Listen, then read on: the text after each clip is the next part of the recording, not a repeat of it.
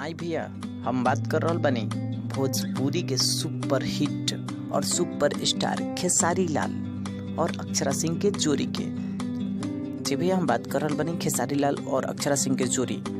हाल ही दिन में 2 दिन पहले खेसारी और अक्षरा सिंह के जोड़ी के सुपर हिट मूवी रिलीज भइल ह।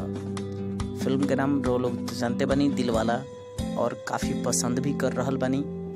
और जे लोग ये फिल्म के देख लीला सा उ लोग के काफ़ी पसंद आइल ह, और उ लोग अब इंतज़ार में बा कि अक्षरा और खेसारी के जोड़ी फिर कब आवता।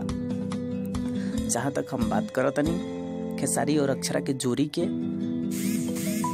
तो हम आशा करब कि खेसारी और अक्षरा के जोड़ी बहुत जल्द सिनेमा हॉल में फिर से आई।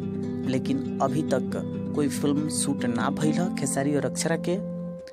हाल ही में कुछ मनमुटाव और विवाद के कारण खेसारी और अक्षरा के मूवी शूट ना भइल ह, लेकिन बहुत जल्द ही शूट हुई।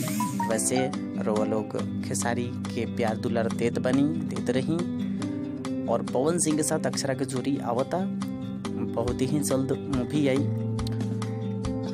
और खेसारी के साथ भी हम आशा करब कि बहुत जल्द अक्षरा और खेसारी एक साथ आइए और दर्शक के खूब मनोरंजन करिए। दिलवाला के लोग काफ़ी सराहना देता नहीं।